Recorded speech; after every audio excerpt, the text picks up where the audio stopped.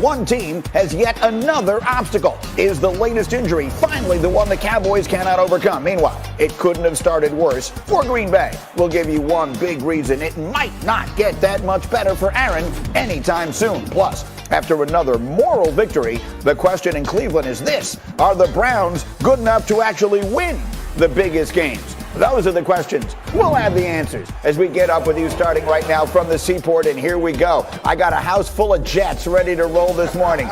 Damian Woody is here. Bartholomew is here. And that's not all. Everybody know my Take a look over here. Louis Riddick is ready to go this morning. Okay, and Adam Scheftner is breaking stories left and right as we kick off week 2 of the NFL season tonight with the Giants and the Washington football team. Our analytics, our football power index, giving Washington a 56% chance to win the game. That equals about a 2-point favorite, but there was one huge variable on the game tonight, both in reality and in fantasy, if you know what I mean. And for that, let me bring Shefty in quickly on the status of Saquon Barkley, who played week 1. Now the quick turnaround coming off the injury. What do we know about his status for tonight, Shefty?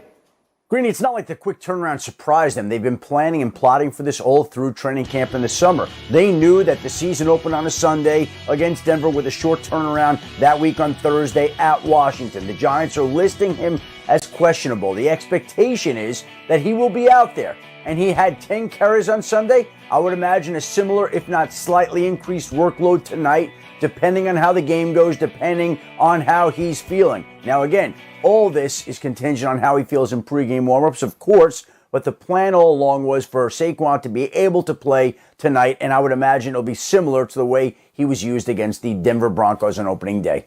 All right, that's how week 2 will kick off tonight. Feels like a big game in a lot of ways, and we will get to it. But we begin today in the division because there's big news coming from the Cowboys. At their practice yesterday, DeMarcus Lawrence broke a foot that will force him to miss 6 to 8 weeks, according to our Todd Archer, who covers the Cowboys for us. And to say that DeMarcus Lawrence makes a difference for the Cowboys defense would be grossly understating the case. Over the last 5 seasons, with him on the field, they've allowed a QBR of 48.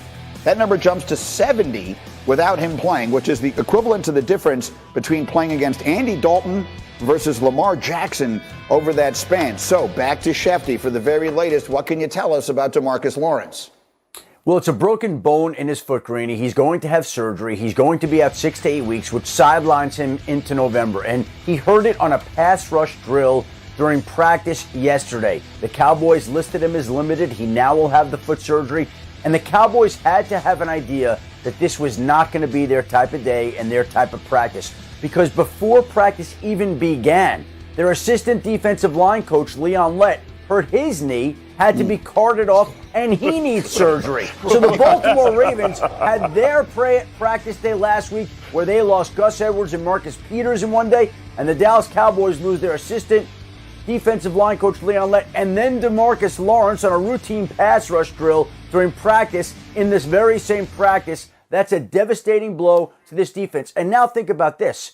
They've lost DeMarcus Lawrence. They've lost Michael Gallup. They've lost La'el Collins. And they also won't have Randy Gregory on Sunday in all likelihood because he's on the reserve COVID list. So things are going south quickly in Dallas. I want you to see the expression on the face of my friend Damian Woody here as you are going through that extraordinary list. I mean, they're dropping like flies in Dallas. We're losing assistant coaches for crying out loud. What does this mean, D. Wood? What does this mean for the Cowboys, who moral victories are whatever they are? They're 0-1, and they're going to play the Chargers on the road on Sunday. That is a tough game. What does this injury mean? I mean, it's devastating, Greeny. I mean, think about it. Every game we talk about as it relates to the Dallas Cowboys, we always go to what side of the ball? The defense. We know Dak is going to ball. Yeah. We know they have weapons on offense. We always refer to the defensive side of the football. And now you're going against a Los Angeles Chargers team. Sleeping on them. I'm not sleeping on the Chargers. I've been riding this coattail this whole offseason. That revamped their offensive line. Yeah, Lou, you heard me. That revamped their offensive line, and they were mashing the Washington football team last week in Washington, and now they're going against the Dallas Cowboys. Boy, there's going to be a lot of people getting tossed out the club this week because those boys are ready. Checking IDs. Yeah. So, Bart, I was looking at your notes. What is Dak Prescott going to have to give the Cowboys this week if they're going to win this game? Well, he's going to have to give him the same performance that he gave him last week, but I don't know if it matters a lot, Greeny, because, listen, Justin Herbert and that revamped offensive line is going to be able to matriculate the ball down the field. It's going to be burping the baby. You know, you talk about Herbert, he's one of these guys that can buy time with his leg. You know, so that's a throwback to our guy. You know what I'm talking about. Hank Stram. But, you know, when you think about it, just on the other side, Dallas going 0-2, and this division is the only division that you can go 0-2 and feel like you're okay. You know, the important part is getting back healthy. Ezekiel Elliott is going to have to start running the football. He's a $90 million cap casualty, you know, waiting to happen. You know, you talk about, you know, his importance without Lionel Collins. Can he limit the offense on the Chargers and try and make sure that he can handle the time of possession to keep that poor defense off the field? So no DeMarcus Lawrence, so their present is in trouble. No Leon Lett, their past is in trouble. Lewis, let me come to you on what we think this means. It sounds like a lot of doom and gloom up here so far. What do the Cowboys have to do to win this game on Sunday?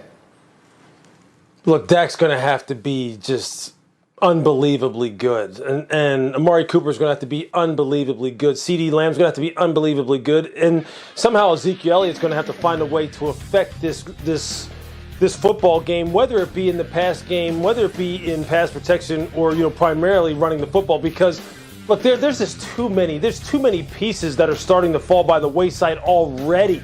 And we're in week 2.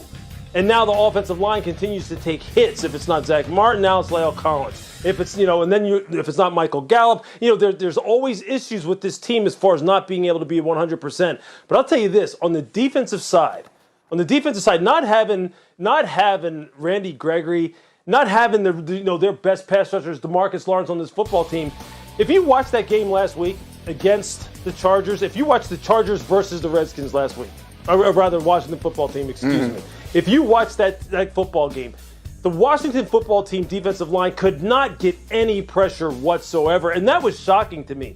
I mean, they absolutely were stoned up front when they rushed 4. They couldn't get any consistent pressure on Justin Herbert, and that's just amazing to me. So if that was the case against what is supposed to be maybe the best defensive front in the NFL, what do you think that means for Dallas when their top 2 sackers over the past 3 years and Lawrence and Gregory aren't there? Micah Parsons this week, you cannot be a coverage linebacker in sub this week. This week in sub, Dan Quinn's going to be dialing you up to send you going forward. You're going to have to blitz every play in order to get some kind of pressure on Justin Herbert. Otherwise, it's a wrap, man. So we don't feel real good about where the Cowboys sit right now. Let me ask you one more thing, and I'm asking for a friend here who might have taken Zeke Elliott with the 8th pick in their fantasy draft. Are we going to see him do anything besides protect the quarterback this weekend, which he did in week 1?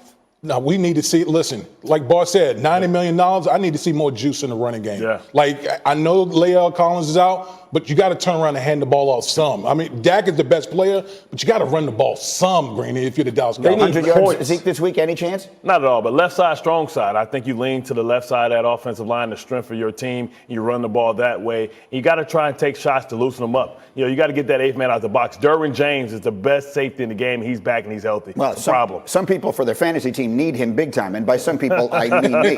All right, the next order of business is Aaron Rodgers, and by now, it says as Aaron turns, the saga of 2021 has taken so many